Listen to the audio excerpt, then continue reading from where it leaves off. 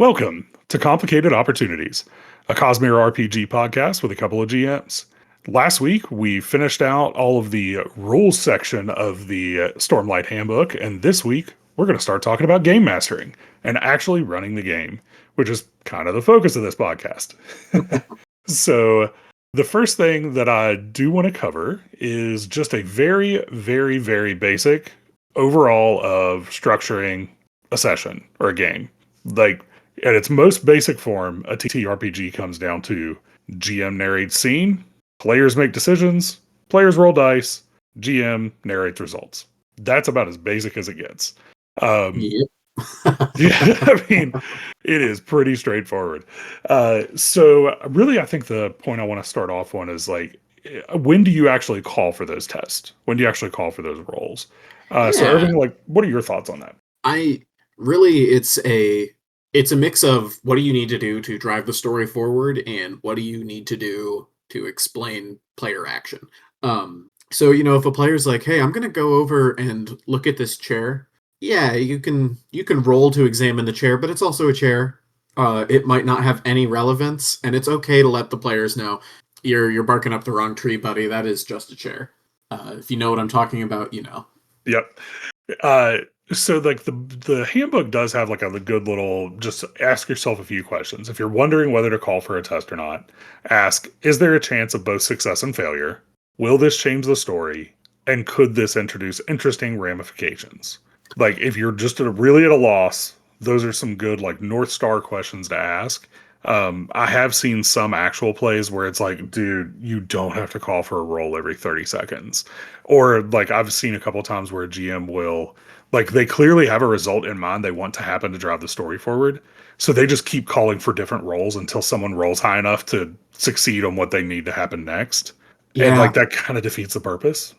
And that's a big thing with puzzle dungeons, which aren't so much a thing in Cosmere RPG. But when you have those, and it's like, oh man, the players really need this key information, then it shouldn't be a roll. Uh, like you need to get the story moving. You can't just stop in a room because they can't spot the secret door.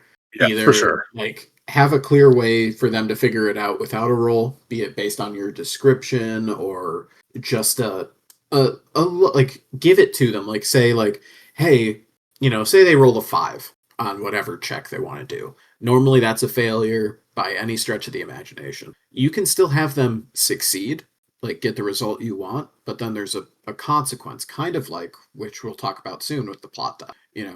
Rolling a 5 means, hey, you find the secret door, it takes you 2 hours. That means people are ready for you.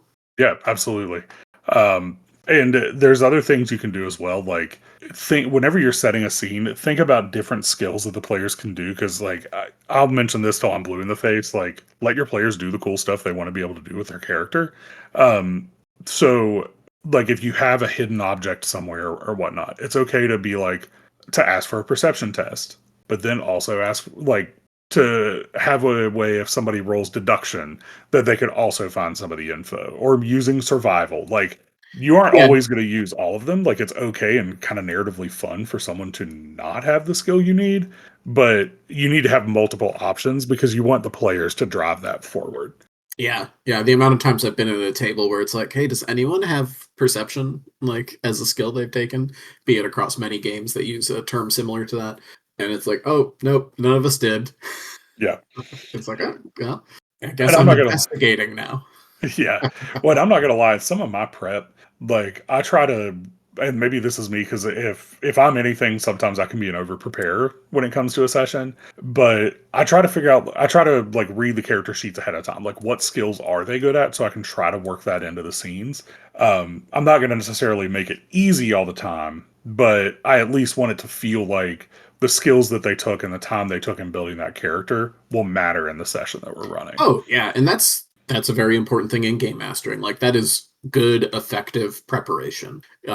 You joked about it like maybe this is extra. I don't think so. I think that's the right way to do it. Now, sometimes I'm lazy and I don't do it the right way, and it's like I'm pretty sure this character is good at this, so I will throw this role in, uh, and it generally pays off. Yeah, well, it's like if you know what the player wants to accomplish, sometimes it's also like I'm a very negotiable GM. So I'll throw out there, like, how do you guys want to try to solve this? And if no one comes up with something, I'll volunteer somebody like, hey, I know this person can do this. So like, hey, Dustin, why don't you roll this for me and go from there if nobody has spoken up. Yeah. So Yeah, and that's another thing. Like a good point in these skills being slightly vague is that you can use them for multiple things, and your players do not know what you wrote down behind your screen or in your notes. So if they do something you didn't expect, well, all of a sudden the result you wanted from test A is the result they chose for test Z. yep. uh, and within reason, of course. If it's them finding something, them using their light weapons skill might very rarely uh, end in that result. But Yeah. a thievery test could work. Absolutely. And now so we've been talking about tests a little bit, but like we've kind of alluded to it and talked about it a little bit going forward, but like the biggest departure probably from any other game that the Cosmere RPG has is the plot die. Yeah, So now we can finally get to that conversation we've been kind of teasing for a few weeks. yeah. Irving's plot die rant. Um, Yeah. I Do you won't. want I to take won't it away? rant fully. Yeah. Well, I want to start off with. I think it's a super cool and fun mechanic. I think the idea of hey, you can get a complication, like it's that Faustian bargain of hey, for a little downside, you can succeed.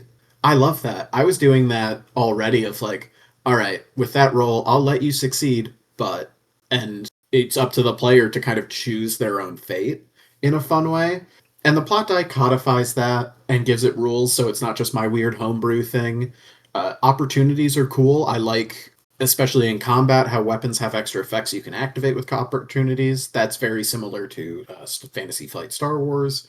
Yeah. And let me go That ahead and the we'll give the general overview again real quick of the plot yeah, die. yeah. Let's talk about the plot die in Yeah, so over. basically it's a D6. It has two faces that are the Cosmere logo, which are opportunities. It has two faces, one that has a +2 and one that has a +4, and a logo around it that represents a complication.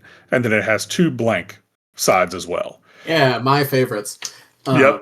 I has there ever been a moment someone's rolled a blank and it hasn't been deflating at the table? Honestly, I In the don't. times we've played. In the Uh, times we've played, the only like it typically, yes, it is deflating when you roll the blank. yeah, The does it only ever time where feel the good? Yeah, it never feels good, so to speak. But I do think that depending on how high impact the scene is, can determine that as well. So, like when you're using the plot die in a lower stakes situation, it's just kind of one of those like, okay, cool. We didn't add anything. All right, we're just going with the result. That's fine. But in But those you like shouldn't really, use the plot die then. yeah, I mean that's It's possible. called raising the stakes. That is what That's you true. say when you ask for the plot die. What stakes am I raising for nothing?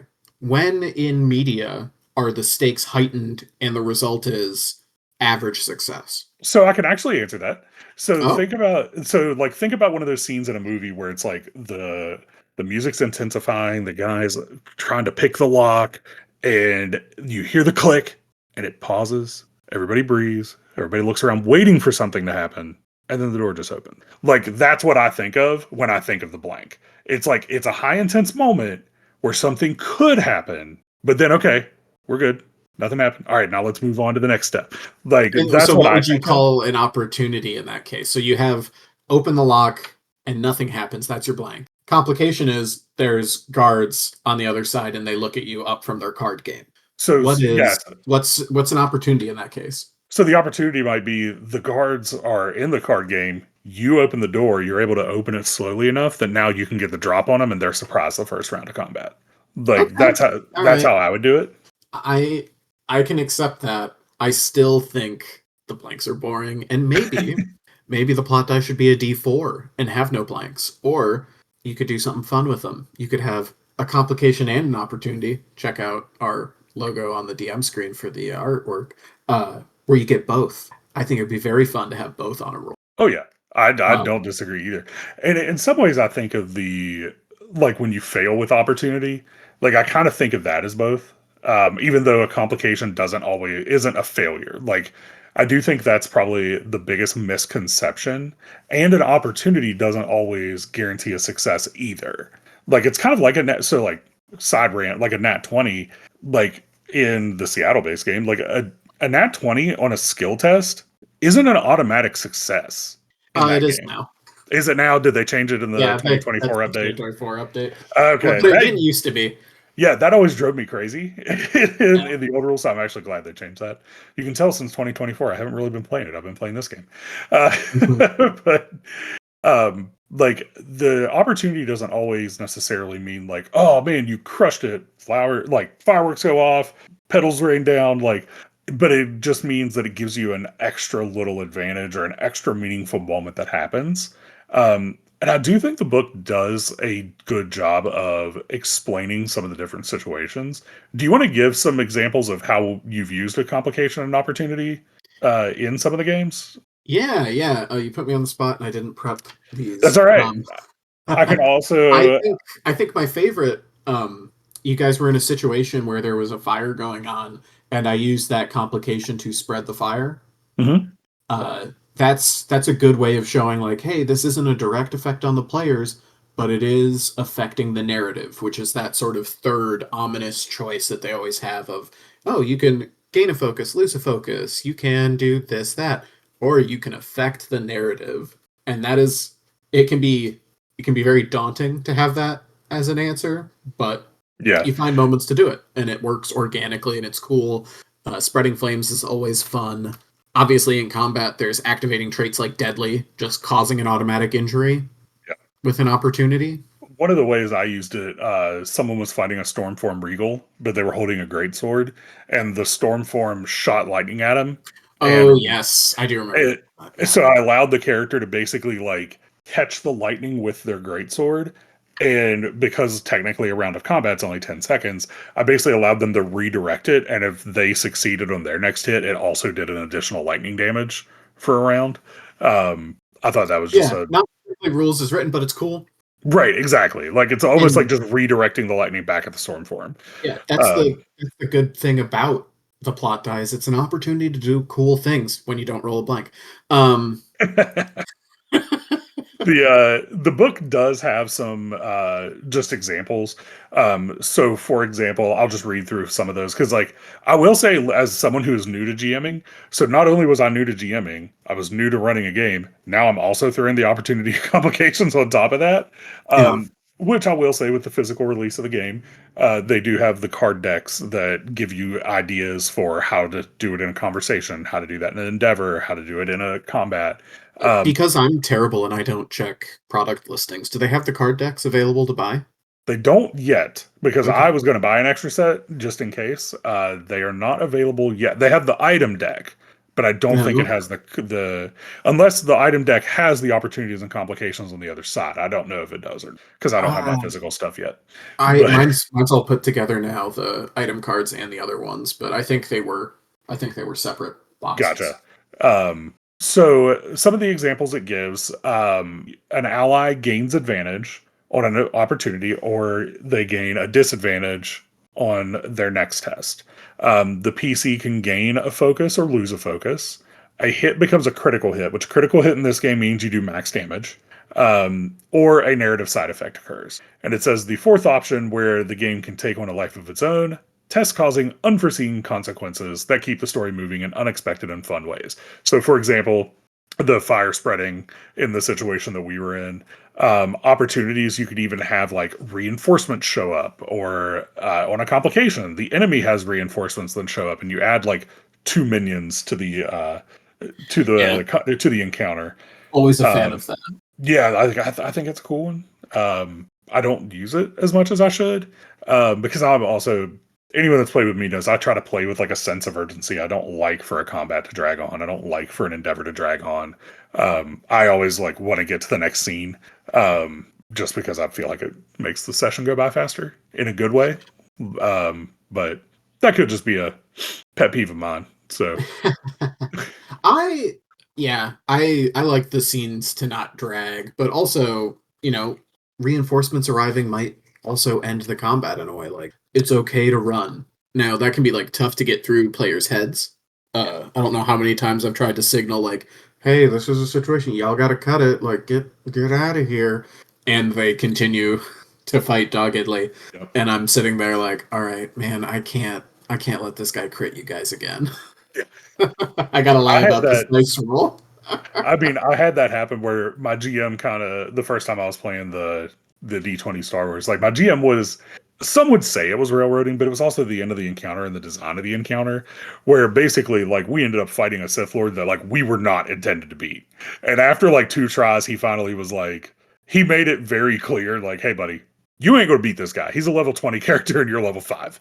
Not gonna happen. Mm-hmm. He was able to get that across through the combat, but yeah, sometimes players Well, can and get it's stubborn. so tough to do that without just like killing a player. Yeah, Which, admittedly, it's hard to kill players in Cosmere RPG. I love the injury system. I like that so much more than you go unconscious and you just pop right back up.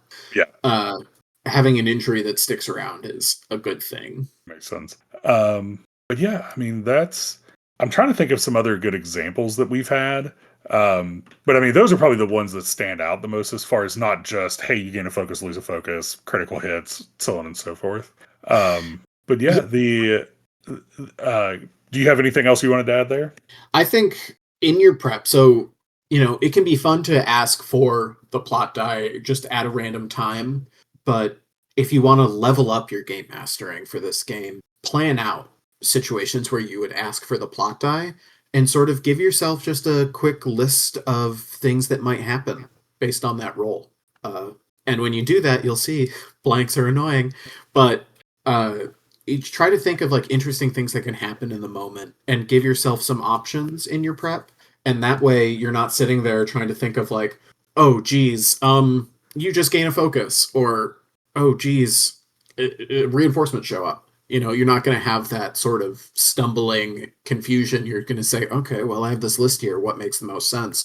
And it can be, yeah, so the ballista backfires and the rope that held its torque sends a arm of the bow at you guys at a high speed. Roll avoid danger if you don't want to get hit. You can set off traps. You can change the structure of the battle, and I Yeah, think that's I a very fun and important thing to do with that. Yeah, and I do like the I can't remember how much we went over it last time, but like the events where they used this at Dragon's Field Nexus a couple of years ago when it was literally the first round I ever played in the Cosmere RPG. They had like a little combat encounter that was only an hour long just to demo the game. And what they did is you basically got into a chasm, you got ambushed by a bunch of singers, but there's a high storm on the way. And if you've read the books, you don't want to be in a chasm when the high storm hits. So what they did is every round we rolled a plot die. And we didn't know it, but it was rolling an endeavor to where if you got to 3 opportunities, you were able to get out of the chasm before the high storm hit. But if you got 3 complications, you were in the chasm when the high storm hit. Everybody drowns. Hmm, Like, and that was it by that's design. intense. Right, but it was by design. Like it was just, hey, you have basically 45 minutes to complete this, and you're all level like 3 characters, so that can take in a combat that can take a while. Oh, Um, especially new players, new game system. yeah, so I thought that was a fun little way to like demo the opportunities and complications, um, and using the plot die to drive an event. Because then when you got the blank, it just bought you a little more time, so it made the blank valuable in some ways. So yeah. Yeah, yeah. My big thing with it is I don't think anything you can accomplish with the blank could not be accomplished another way that is potentially interesting. Oh, I don't Uh, disagree, but it also is like, hey, the blank's not changing. I Like, know it's not changing, and I can't wait for the day we get to ask somebody like, "Hey, what was the process of developing the plot die? Like, what if it started out as a D8 or something?" yeah, I'd love to hear like Yeah, how they specifically landed on exactly that. Um, yeah, because it also and could just be something we're not using and don't realize it. and an important thing, you guys have heard us disagree, talk about this point. At your own table, you can do whatever you like. You can homebrew the plot die. You can change it to be a D4. You can say blanks are an automatic reroll. That messes with some balance of talents, but because I believe that's in the agent tree, right? They have things that care about plot die results. Yeah, I think it's in the agent tree. Off the top of my head, I think it's in the agent tree where they have one where you can actually change. Like if you roll, like you can basically have to re-roll the plot die, but you have to accept what the new result is. Yeah. Um, And that is Yep. another important point. You don't have to memorize the book, y'all. Right. Just like have a passing familiarity with it and then play the game. And if a question comes up, know where to look in the book. Yep. Just and have fun with it. Uh, Uh, another point that I want to get to, we didn't talk about conversations or mhm. really endeavors with the plot die. What would Yeah. you do in a conversation with it? So in a conversation, like some of what I've done is, if you get an opportunity, like you don't necessarily automatically like win the conversation, but you can force them to have to use more focus than normal, even though there are some skills for that. Like a lot of times I don't use the plot die in a conversation until you're like at that breaking point where like the enemy has whoever you're trying to convince has like one focus left. And it's like, all right, this is the end of the conversation. So if you get an Yeah, raise the opportunity, stakes. right, end of like opportunity succeed, complication, they gain a focus back, so the conversation continues, or a blank, then it just depends on what the strength of your argument was at that point, whether it continues on or not. Now, as far as endeavors, I've used an opportunity in an endeavor to give you 2 clicks to a succeed, especially if it was like a pretty high intense moment. Because don't be wrong, players can ask to raise the stakes too.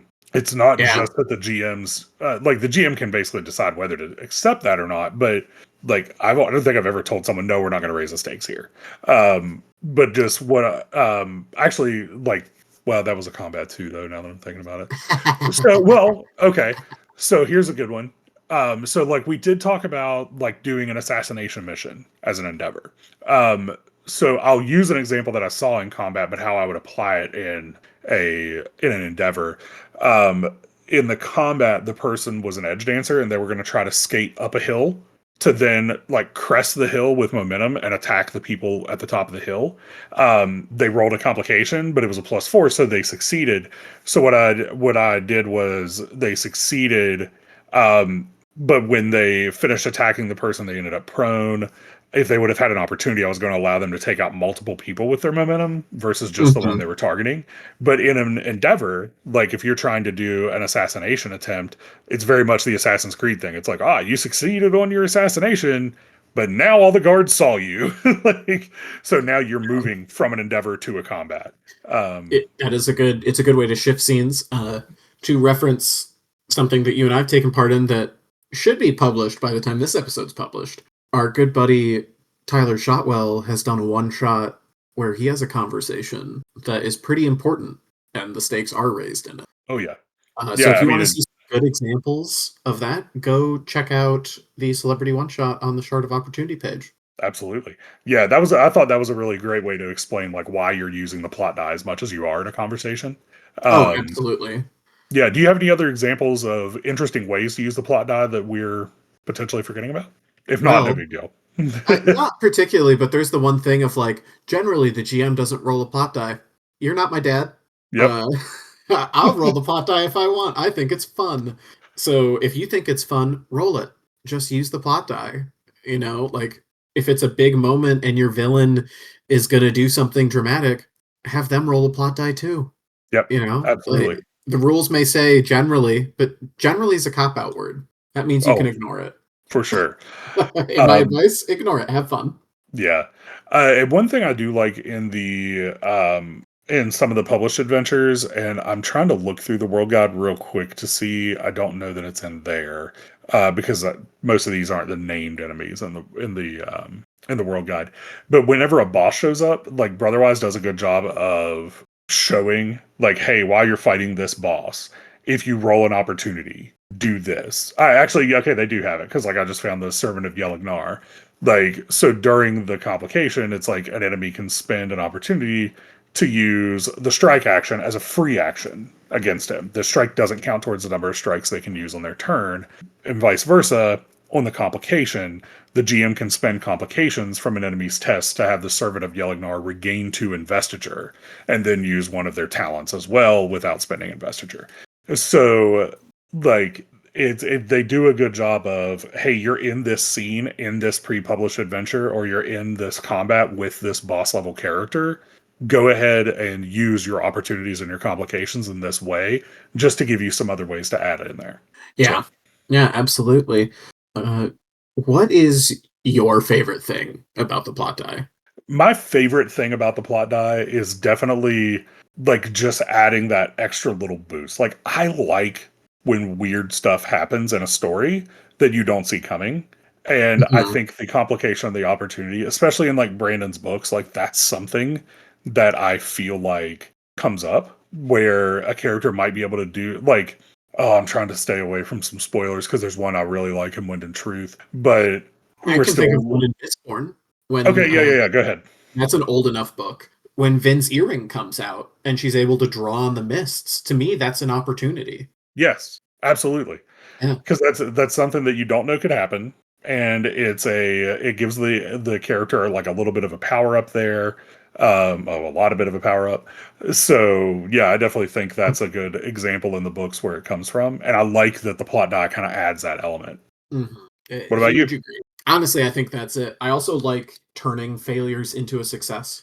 So, Hmm. someone rolls a 12 and you're sitting there like, ah, darn it. And then that complication plus 4. And it's like, hey, a 16 succeeds. But listen, buddy, there's something like I get to have a little rider on this one too. Yeah, Like, yeah, you got away, but you lost your sword. You stumbled into an even bigger, well, not a bigger frying pan, but like a slightly more uncomfortable one. absolutely. Yeah. Sweet. You accidentally stormed into the High Ladies shelter and now you're in political trouble. That could be Yeah. a pretty entertaining one, to I be might, sure. you know what, that was a good one. I should write that. Absolutely. And always be making notes about like when you think of these things. That's my advice.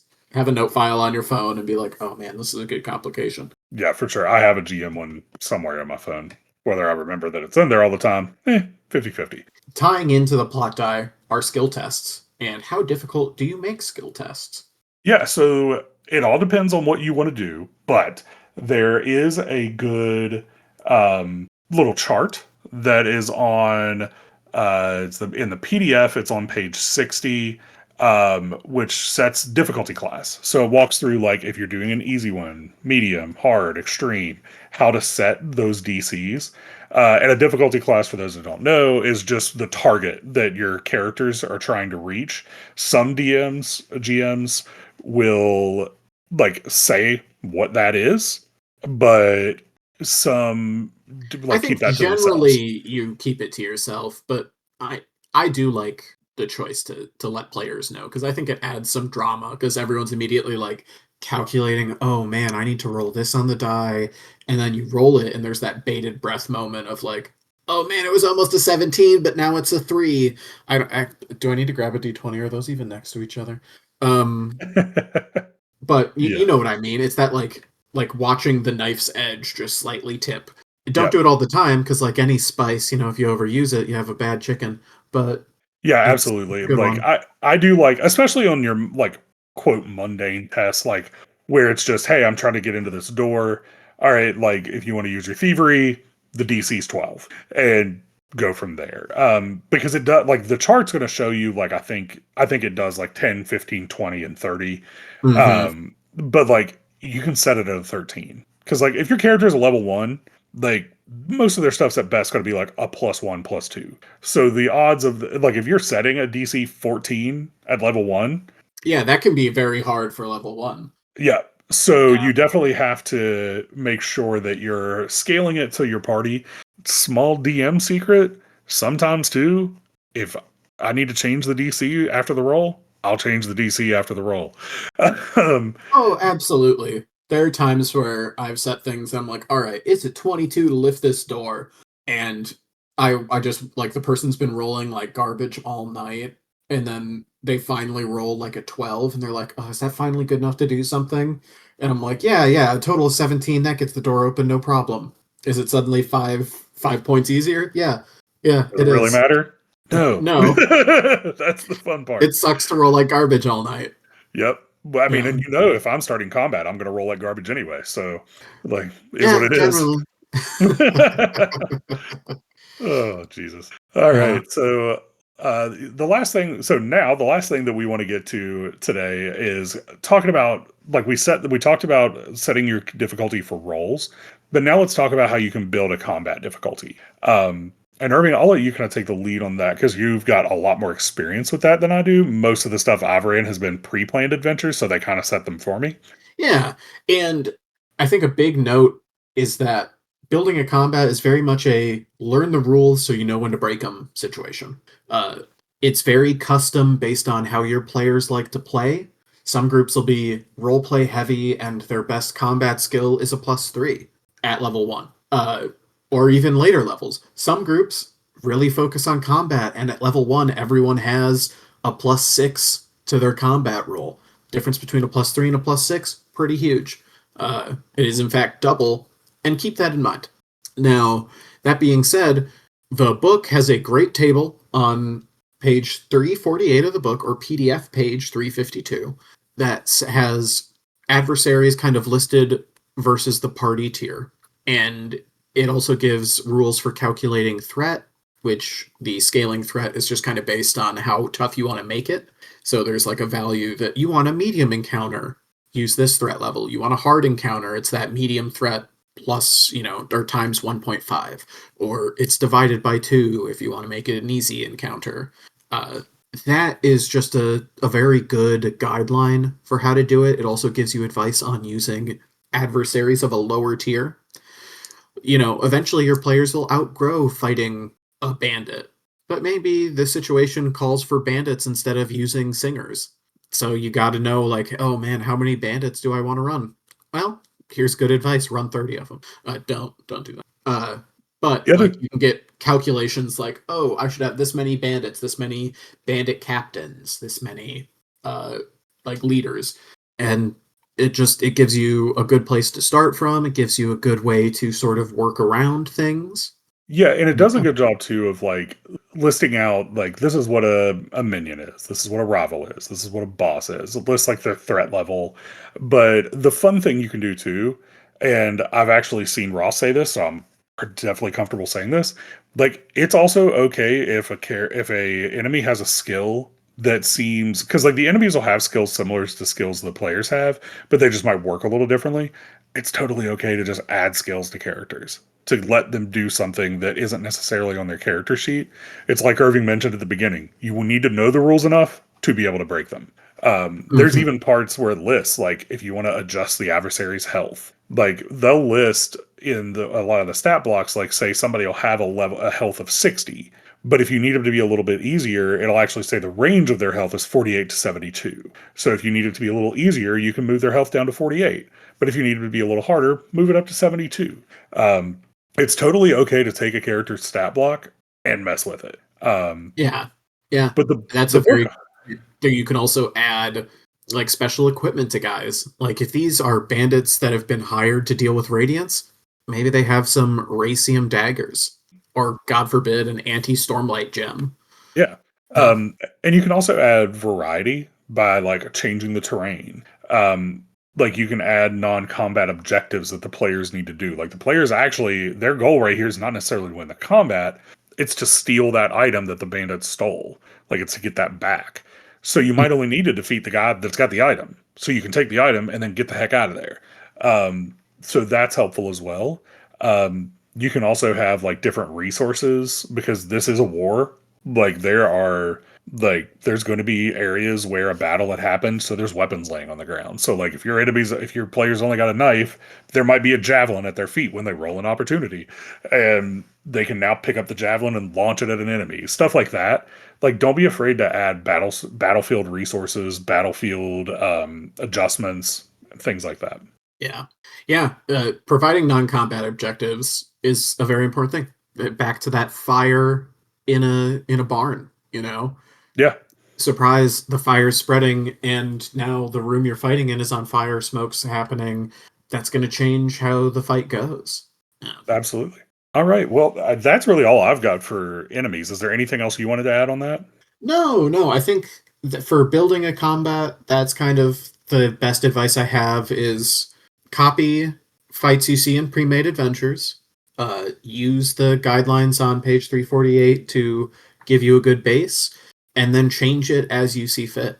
Yep. Once you feel comfortable doing so, feel free to wing it. And you're not doing this professionally, you're doing it to have fun. So the most important thing is have fun. The more you do it, the more you're going to get used to it. Like we were talking kind of in our pre-recording meeting, like I've gotten to the point where I kind of forget about the chart because I just have internalized like how many minions equal one player character, how many rivals equal a player character, how many bosses you would want based on that too. But it's always useful to go back if you need to calculate something to really make sure you're making it an enjoyable encounter. Because like you do want to have times where you just go in and wipe the floor with something, but you also want to have times where you're challenged as well. Oh, So, absolutely. Victory doesn't feel good when it's the only thing you get to do. yep.